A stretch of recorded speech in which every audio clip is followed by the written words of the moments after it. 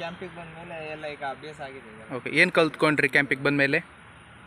ಕಲ್ತ್ಕೊಂಡ್ರೆ ಹೊರಗಡೆ ಎಲ್ಲ ಹೇಗಿರಬೇಕು, ಸೊಸೈಟಿಲಿ ಯಾರ ಹತ್ರ ಹೇಗೆ, ಆಮೇಲೆ ಮುಂದೆ ಜೀವನ ನಡೀಲಿಕ್ಕೆ ಏನೇನು ಮಾಡಬೇಕು, ಆಮೇಲೆ ಕೆಲವೊಂದಿಷ್ಟು ಒಳ್ಳೊಳ್ಳೆಯ ಮೌಲ್ಯಗಳನ್ನ ಎಲ್ಲ ಕಲ್ತ್ಕೊಂಡ್ವಿ. ಜೀವನಕ್ಕೆ ಆಧಾರವಾಗುವ ಎಲ್ಲ ಕಾರ್ಯಕ್ರಮಗಳಿವೆ. ಹಾಗೆ ನಾವು ಮನೆಯಲ್ಲಿ ಮಾಡದ ಕೆಲಸವನ್ನು ನಾವು ಇಲ್ಲಿ ಮಾಡ್ತಿದ್ದೇವೆ. ಮತ್ತು ಅಡುಗೆ ಎಲ್ಲ ಚಟುವಟಿಕೆಯಲ್ಲಿ ಭಾಗವಹಿಸಿ ನಾವು ಜೀವನದಲ್ಲಿ ಅದನ್ನು ಅಳವಡಿಸಬೇಕಾಗಿ ಕೇಳ್ತೀವಿ. ಓಕೆ, ಏನಾದರೂ ಹೊಸತನ ಕಲ್ತಿದ್ರಾ ಅಥವಾ ಇಲ್ಲಿ ಬಂದು ಏನಲ್ಲಿ ನಿಮ್ಮಲ್ಲಿ ಚೇಂಜಸ್ಗಳಾಗಿದೆ? ಅಡುಗೆ ಮಾಡೋದನ್ನು ಕಲಿತೆ ಸ್ವಲ್ಪ, ಮತ್ತು ಎಲ್ಲ ಹುಲ್ಲು ತೆಗೆಯೋದು, ಮತ್ತು ಸಾಂಸ್ಕೃತಿಕ ಕಾರ್ಯಕ್ರಮದಲ್ಲಿ ಇಲ್ಲಿ ತನಕ ಸ್ಟೇಜಿಗೆ ಹತ್ತಿರಲಿಲ್ಲ. ಈ ಟೈಮಲ್ಲಿ ಹತ್ತಿದ್ದೇನೆ.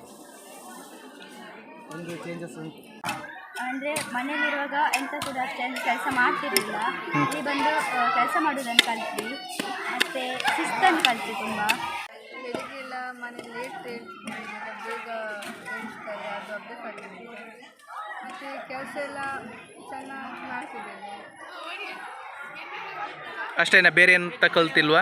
ಏನು ಚೇಂಜಸ್ ಆಗಿದೆ ನಿಮ್ಮಲ್ಲಿ? ಮತ್ತೆ ಅದು ಬಿಟ್ಟು ಮನೆಗಳಲ್ಲಿ ಕೆಲಸ ಮಾಡ್ತಾ ಇದ್ರೆ ಇದೇ ಥರ?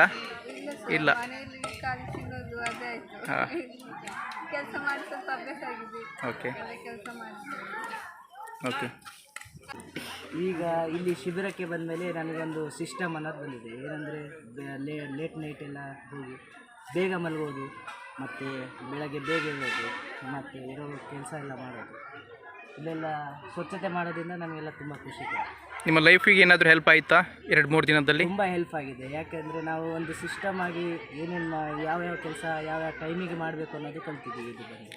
ಹೊಸದೊಂದು ವಾತಾವರಣ ಸರ್, ತುಂಬ ಖುಷಿ ಉಂಟು ಇಲ್ಲಿ. ಕೆಲಸ ಮಾಡ್ತೀವಿ ಅಂತ ಬೇಜಾರು ಕೂಡ ಇಲ್ಲ, ಖುಷಿ ಆಗ್ತದೆ ಕೆಲಸ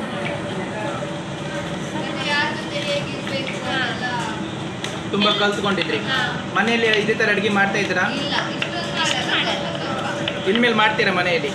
ಟೈಮ್ ಸೆನ್ಸ್ ಕಲಿತೆ, ಲೀಡರ್ ಆಗಿ ಎಲ್ಲನೂ ಮ್ಯಾನೇಜ್ ಮಾಡಬೇಕನ್ನೋದನ್ನು ಕಲಿತೆ.